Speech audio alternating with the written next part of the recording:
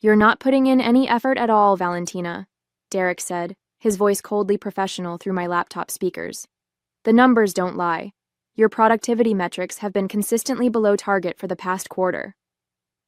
I stared at my screen in disbelief, the Zoom grid showing Derek's impassive face alongside 3 HR representatives I barely recognized.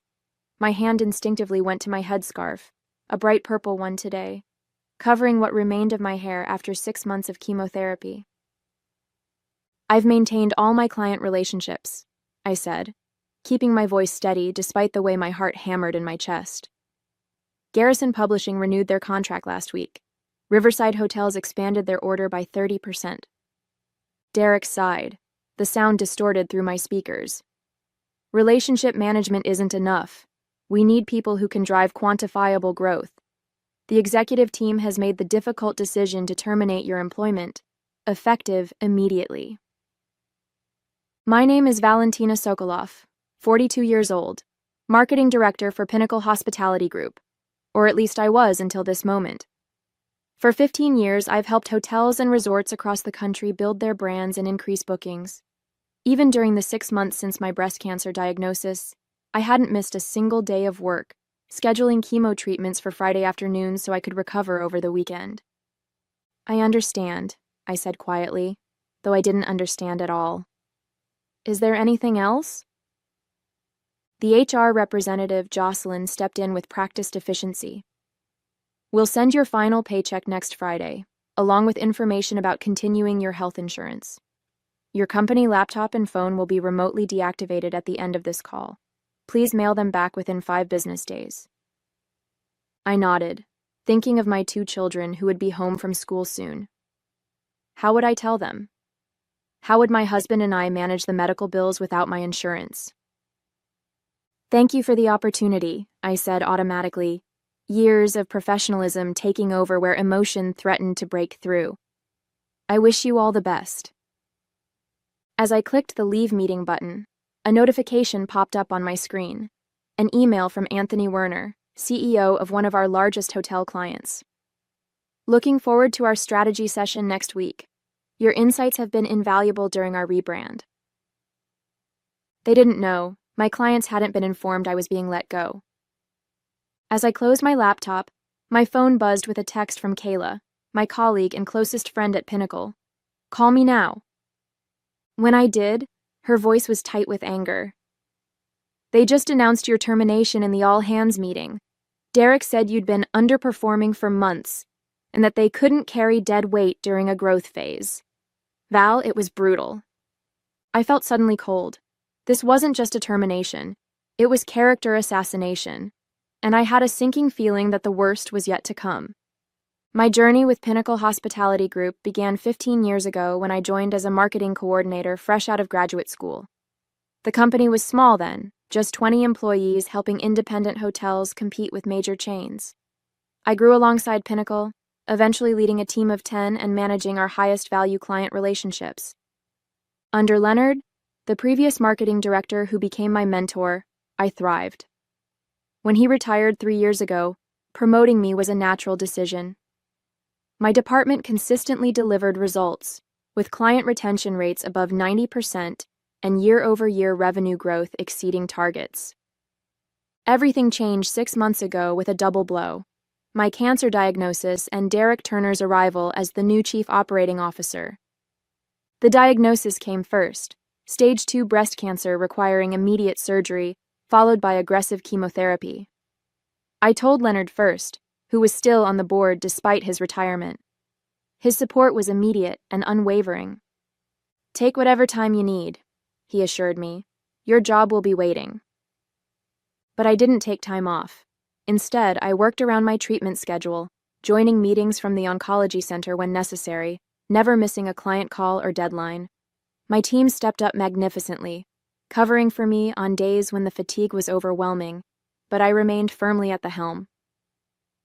2 months into my treatment, Derek joined Pinnacle, brought in by investors to optimize operations ahead of a potential acquisition. In his early 40s with an MBA from an elite school, Derek introduced new performance tracking systems and productivity metrics. Initially, I welcomed the structure, believing it would highlight my department's strengths. The first warning sign came during a leadership meeting when Derek questioned my decision to assign our newest client to Jamie, my most experienced team member. Jamie's metrics are below average, he pointed out, gesturing to a dashboard I'd never seen before. Wouldn't Tasha be a better fit?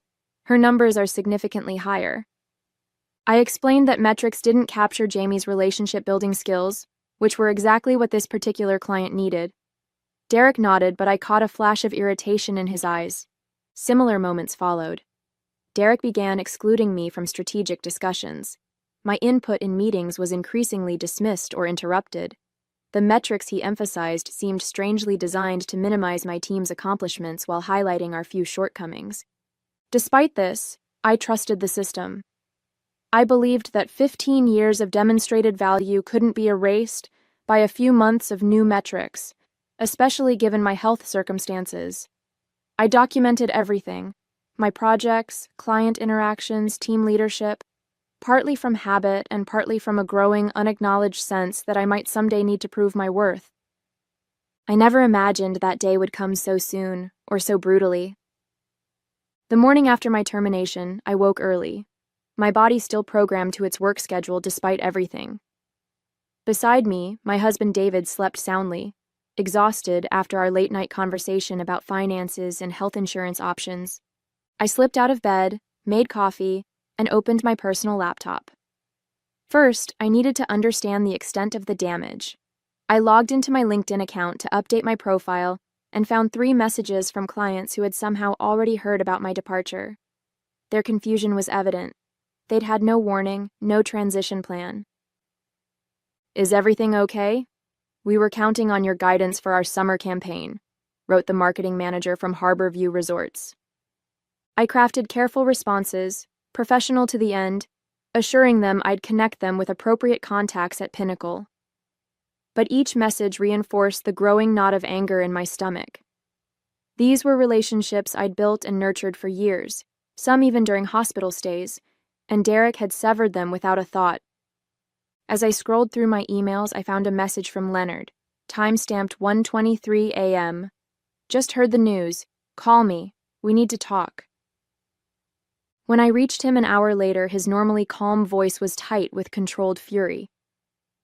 "This is unconscionable, Valentina. The board wasn't consulted about your termination. Derek presented it as a done deal during yesterday's executive briefing." "Can they do that?" I asked. "Fire a director without board approval?" "Technically, yes. Derek has hiring and firing authority, but it's a terrible decision, and the way he's handling it is even worse." Leonard paused. "He's presenting your medical leave as absenteeism." "Medical leave?" "I never took leave," I protested. "I worked through every treatment." "I know, but Derek's telling a different story.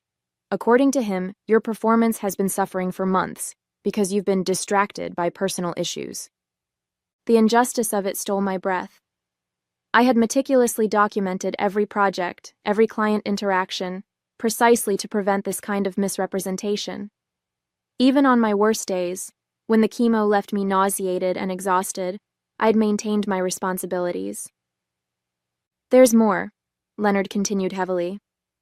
"There's going to be a restructuring of the marketing department. Derek's bringing in someone from his previous company to replace you. Based on the timeline, this has been planned for weeks."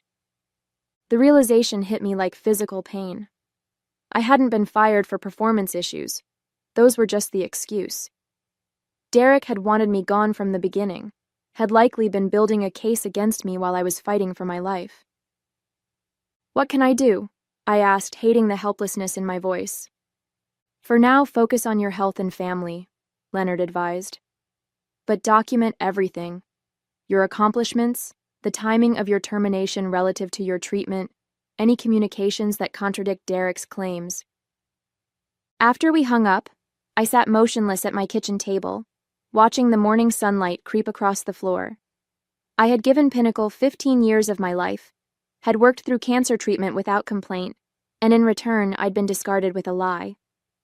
For the first time since my diagnosis, I allowed myself to cry, not from sadness, but from pure, clarifying anger. By the following week, the reality of my situation had crystallized into something harder and clearer. My final paycheck had arrived, along with COBRA paperwork outlining the exorbitant cost of maintaining my health insurance, nearly $2,000 per month for my family. My next oncology appointment was in 2 weeks, with another round of maintenance therapy scheduled. I couldn't afford to lose coverage. "We'll figure it out," David assured me, though the worry lines around his eyes had deepened. As a high school art teacher, his salary alone couldn't sustain our family and cover my medical expenses. I began applying for positions immediately, leveraging my industry contacts.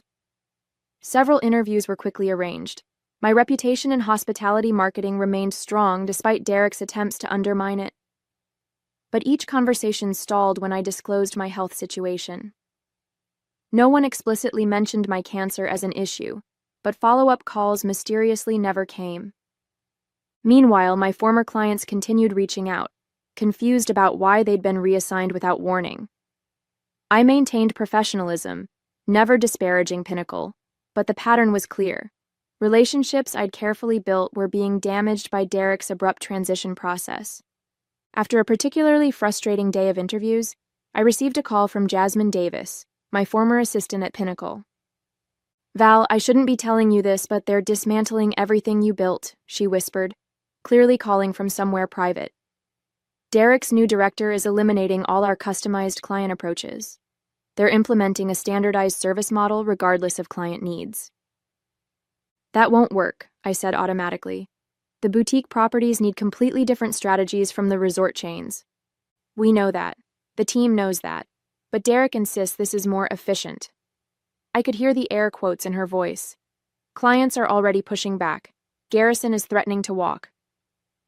Garrison Publishing was Pinnacle's oldest client, accounting for nearly 15% of the company's revenue. Their boutique literary-themed hotels required highly specialized marketing approaches I had personally developed. "Has anyone shown Derek the retention numbers, the client satisfaction scores?" I asked. "He doesn't care about those metrics. He only looks at cost per acquisition and marketing spend ratios." Jasmine paused. "There's something else. HR is asking questions about your treatment schedule, whether you ever worked during medical appointments. They're building some kind of case retroactively." Cold anger settled in my chest. They weren't just replacing me, they were trying to justify my termination after the fact by painting me as someone who'd abused company time. The next day, I received a certified letter from Pinnacle's legal department alleging I had violated company policy by conducting personal business during work hours, specifically, attending medical appointments while logged in as working. They were demanding repayment of salary for those hours, threatening legal action if I didn't comply. It was breathtakingly vindictive, and strategically timed when I was most financially vulnerable. I called Leonard immediately. "They're trying to make me pay back wages for working during chemo. Can they do this?" His response was measured but firm. "They're bluffing, trying to intimidate you. Don't respond yet. I'm meeting with several board members tomorrow who weren't aware of the full circumstances of your termination. This could change things." Hope flickered briefly, but experience had taught me not to count on corporate decency. Instead, I turned to what I could control. I spent the evening organizing my extensive documentation, performance reviews, client testimonials, project results, and detailed logs of my work during treatment. I had been meticulous out of professional habit, never imagining I'd need these records for self-defense. As I compiled the evidence, a different kind of strategy began forming in my mind, one that wouldn't depend on Leonard's influence or the board's conscience. The hope Leonard had offered proved hollow. 2 days later, he called with disappointment heavy in his voice. "The board is backing Derek's decision," he said. "They're focused on the potential acquisition and don't want to create internal disruption." "I'm sorry, Valentina." "Did they understand I worked through cancer treatment? That I never took medical leave?" I asked, struggling to keep the bitterness from my voice. "They acknowledged your dedication, but ultimately deferred to Derek's assessment of your performance." Leonard sighed. "There's something else you should know. I've resigned from the board in protest." This stunned me. Leonard had helped found Pinnacle, had remained on the board after retirement out of loyalty to the company he helped build. "You didn't have to do that," I said softly. "Yes, I did. This isn't the company I built anymore." He paused. "Valentina, there's something bigger happening. I've been looking into Derek's background. At his previous company, Meridian Hotels, he executed a similar strategy, cutting experienced directors right before they were due significant stock options, then bringing in his own people at lower salaries. That's exactly what happened to me, I realized. My shares would have vested next month." "Precisely. And there's more.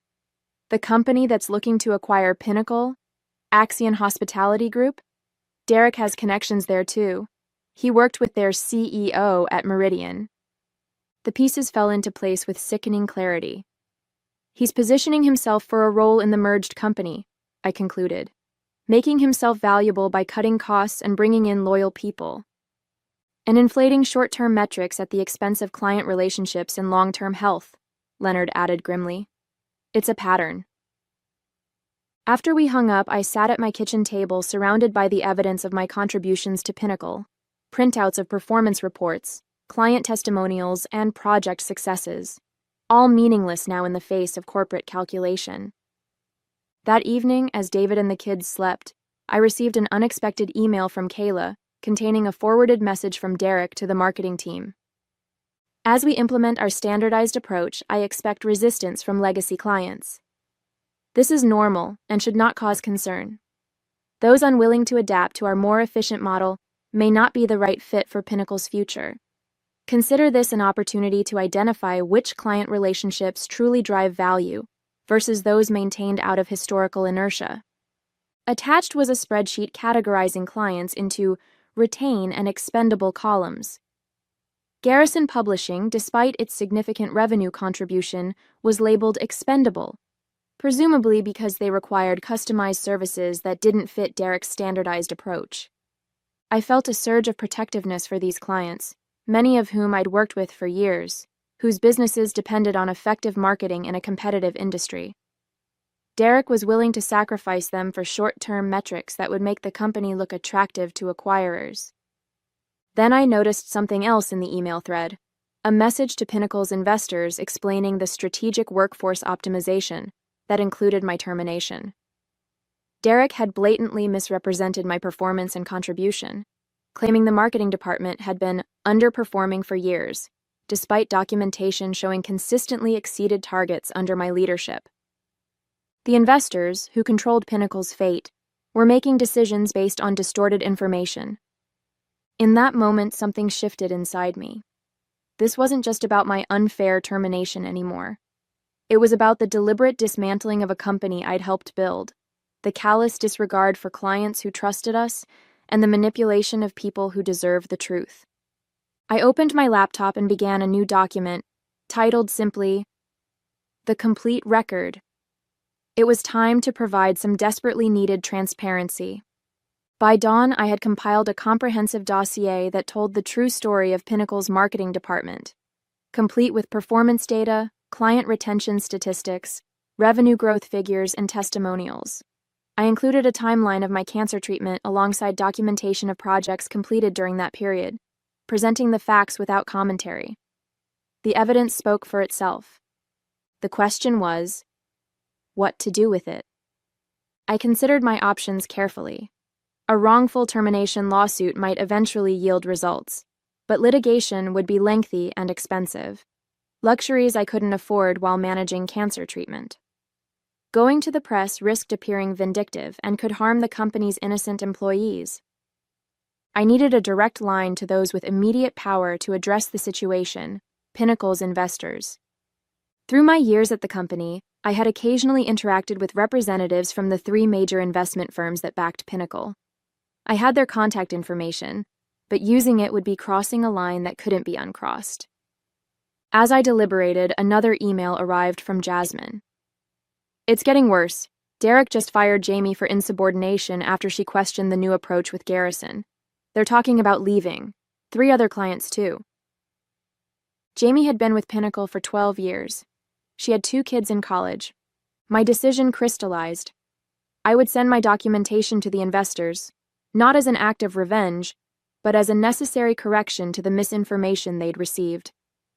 They had a right to know the true state of the company they'd invested in. I drafted a calm, factual cover letter explaining why I felt compelled to provide this information, emphasizing my concern for Pinnacle's long-term health rather than my personal grievance. I attached my comprehensive document, then scheduled the email to send the following morning. With that done, I finally went to bed, sleeping soundly for the first time since my termination. I woke to my phone ringing, a number I didn't recognize. It was Garrison Publishing's CEO, William Garrison himself. "Valentina, I just heard about Jamie. What the hell is happening at Pinnacle?" I gave him a measured response, focusing on organizational changes rather than personal criticisms. "This new standardized approach won't work for us," he said flatly. "Our hotels are built on unique literary identities. Cookie-cutter marketing would destroy everything we've built together." "I understand your concern," I replied carefully. "I want to offer you a position," he continued, surprising me. "Director of Marketing for Garrison Publishing, working directly with our hotel division. We've been impressed with your work for years, regardless of what that new COO claims." The offer was unexpected and precisely timed, a life raft when I most needed one. But there was a complication. "William, I should be transparent. I'm undergoing cancer treatment. It hasn't affected my work performance, but—" "My sister is a 5-year breast cancer survivor," he interrupted. "We have excellent health coverage and flexible work arrangements. Your health is a priority, not a liability." Tears pricked my eyes at the simple acknowledgement of my humanity. After we agreed on terms, including an immediate start date, I opened my laptop to cancel the scheduled email to Pinnacle's investors. My finger hovered over the button. With a new job secured, did I still need to send it? As I contemplated, a final email from Kayla arrived. "Derek just announced a company-wide salary reduction to improve our acquisition profile. Meanwhile, he's getting a retention bonus. People are panicking." I closed the cancellation window. The investors still needed to see the truth, not for my sake now, but for everyone else at Pinnacle who couldn't speak up. The email would send as scheduled, and whatever happened next would be the natural consequence of truth finally entering the conversation. At precisely 9 a.m., my email and its comprehensive attachments arrived in the inboxes of Pinnacle's 3 major investors. I had included everything: performance data showing the marketing department's consistent overachievement under my leadership, client testimonials specifically praising my work during my illness, medical documentation confirming I had worked through treatment, and the recent communications revealing Derek's misrepresentations and strategic dismantling of client relationships. The response was swift and seismic. By 10:30 a.m., Leonard called. "The investors are in an emergency meeting with the board. Your email caused quite the firestorm." At noon, Kayla texted, "Derek got called into a video conference with the investors. He looked like he was going to be sick." By 3 p.m., William Garrison, now my new employer, forwarded me an email he had received from Pinnacle's lead investor, requesting an urgent discussion about Garrison Publishing's relationship with the company. Similar emails had apparently gone out to all major clients. "They're in damage control mode," William commented. Too late, in my opinion. At 5:15 p.m., a formal email arrived from Eleanor Winters, the managing partner of Pinnacle's largest investment firm. "Ms. Sokolov, thank you for bringing these matters to our attention. We take the issues you've raised extremely seriously and have initiated an immediate review. I would appreciate the opportunity to speak with you directly. Please contact my assistant to arrange a time." I scheduled the call for the following morning, then turned my attention to preparing for my new position at Garrison. Whatever happened at Pinnacle now would happen without my direct involvement. The truth was in the right hands. That evening, as my family celebrated my new job over dinner, my phone buzzed with a Pinnacle company-wide email that had been forwarded by multiple former colleagues. Effective immediately, Derek Turner is no longer with Pinnacle Hospitality Group. Further organizational announcements will follow. Please direct any client concerns to your department director. The message was brief, corporate, and absolutely devastating in its implications. Truth, it seemed, still had power after all. 3 months later, I sat in my new office at Garrison Publishing, reviewing the marketing strategy for their upcoming literary-themed resort in Santa Fe. My health had improved significantly. The maintenance therapy was working, and my oncologist was optimistic about my prognosis. Pinnacle's story had continued to unfold without me, though I heard the details through various channels. The investors had installed an interim management team and halted the acquisition talks with Axion. An internal investigation had revealed that Derek's optimization strategy had been specifically designed to inflate short-term metrics at the expense of long-term client relationships, precisely to make the company attractive for acquisition. Several fired employees, including Jamie, had been reinstated with back pay. The standardized marketing approach had been abandoned in favor of the customized client strategies I had developed. The company was slowly rebuilding the trust that had been damaged during Derek's brief but destructive tenure. As for Derek, I heard he had left the state, his reputation in the hospitality industry irrevocably tarnished. The vindication should have felt sweeter, but mostly I felt relief that the harm he'd caused was being repaired. Eleanor Winters, the investment firm partner, had offered me a formal apology, and even suggested I return to Pinnacle in an executive role. I had declined politely, having found something better at Garrison, a company that valued not just my professional contributions but my humanity as well. My phone buzzed with a text from David. "Don't forget, dinner with the kids at 6:30, celebrating your last treatment." I smiled, gathering my things to head home early. Tomorrow would bring new challenges, a major campaign launch, a potential expansion of Garrison's literary hotel concept to international markets, and a full life beyond cancer and corporate politics. The past couldn't be changed, but it had led me here, to a place where my work was valued, my health was prioritized, and the future held promise rather than threat. Sometimes the best revenge isn't about getting even, it's about getting free.